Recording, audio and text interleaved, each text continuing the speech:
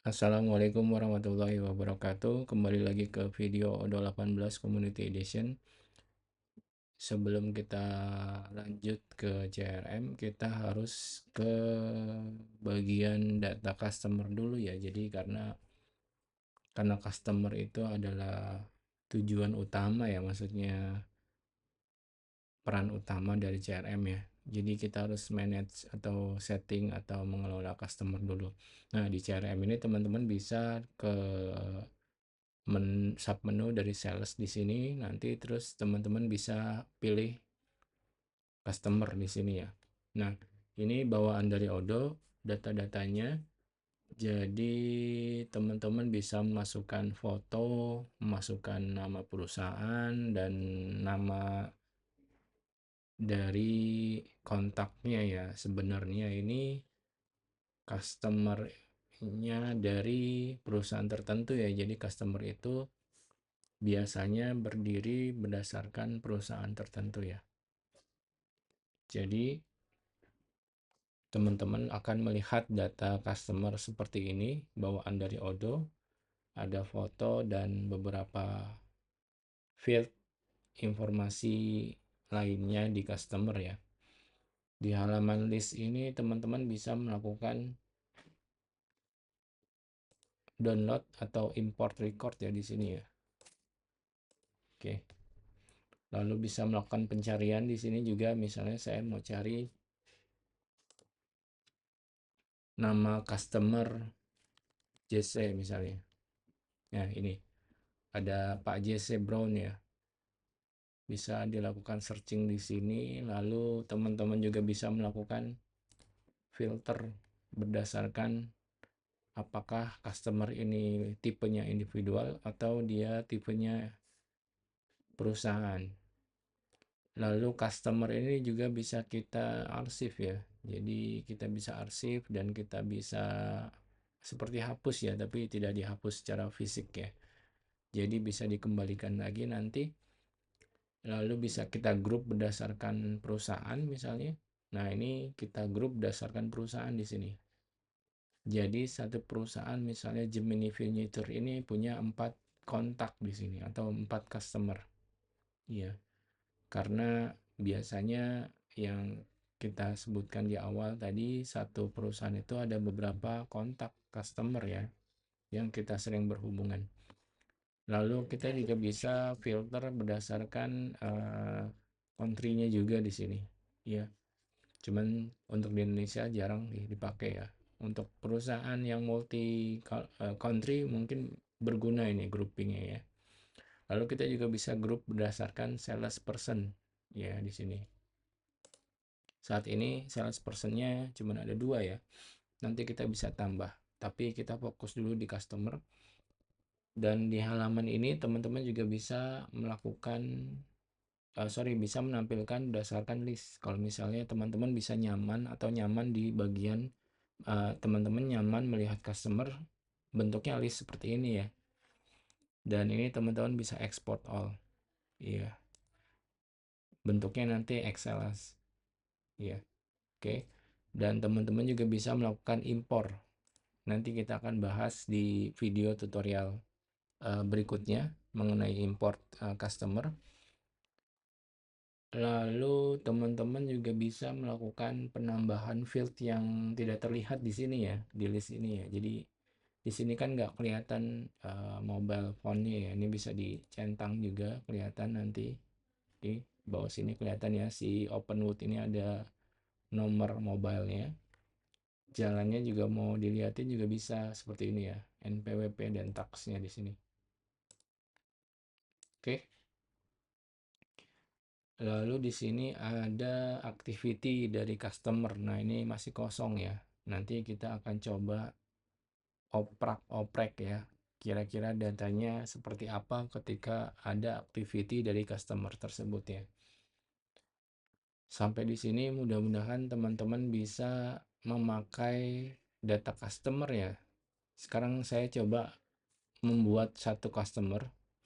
Membuat satu customer ini teman-teman bisa di tombol ini ya, new ya. Nah, di sini teman-teman akan memilih dia itu individual atau company ya. Biasanya company ya, jadi kita pilih company. Nah, yang kita isi di sini ada nama, biasanya nama company-nya dulu ya. Surya Dharma. Iya. Oke, ini mencari ya. Odo itu mencari nama perusahaan di Worldwide ya. Ini bisa kita pilih aja langsung ya, otomatis. Oke, ini AI-nya ya, AI-nya dari Odo ya, sepertinya ya. Oke, jadi otomatis nanti datanya terisi, NPWP-nya terisi juga. Nah, ini jalannya misalnya saya ketik jalan Surabaya. Misalnya ya, saya nggak hafal nama Surabaya ya. Ini stage-nya Surabaya itu state-nya Surabaya. Surabaya, kota Surabaya, Jakarta Timur ya. Jawa Timur, sorry, Jakarta Timur. Zip-nya saya nggak hafal, jadi saya sembarang saja di sini. Nah, kita ini sebenarnya kita mengisi nama perusahaan ya di sini tuh. Nomor telepon perusahaan saya isi sembarang saja di sini ya. Emailnya juga sur.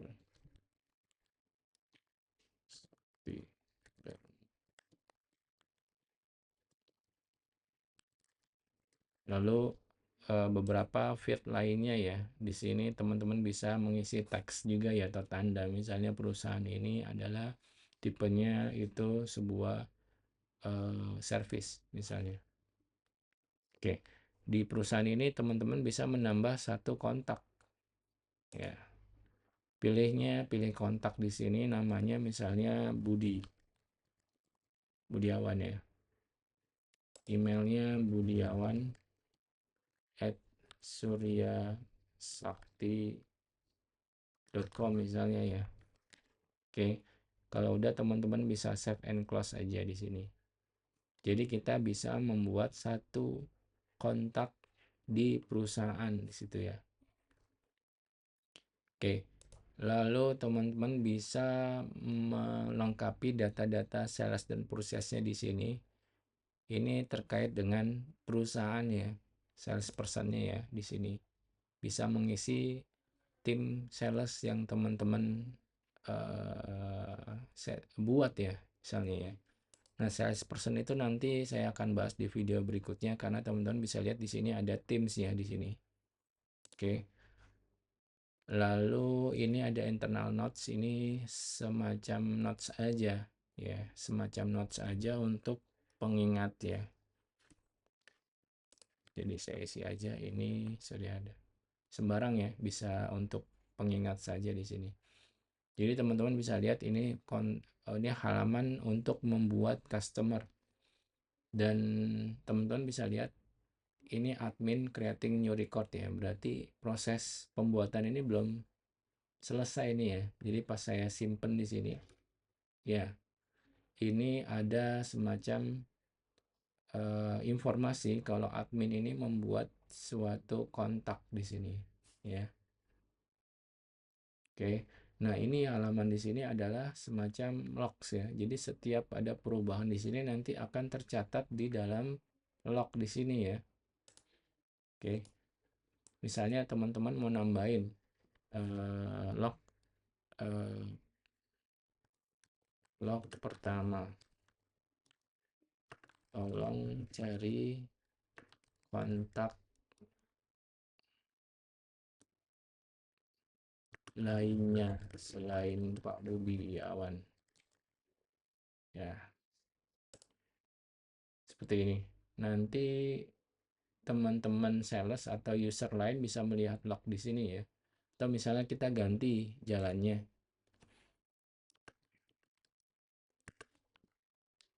Kita save di sini.